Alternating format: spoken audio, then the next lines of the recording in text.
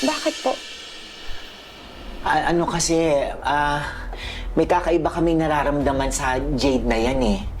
Yung huli naming usap, may sinabi si Ligaya. Nagulat ako talaga eh. Parang hindi si Jade yung umasta. Sinigawan ako. Naalala ko si Olive. Ganon-ganon umasta si Olive. Yan din yung na-notice mo, di ba, Mooks? Nung sinigawan ka ni Tita Jade, sabi mo parang si Mami Olive. Na-experience mo din yun, Moki? Opo. Teka.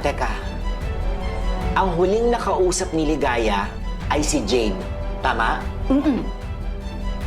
Di kaya may ginawa yung bruhang yun sa lola mo?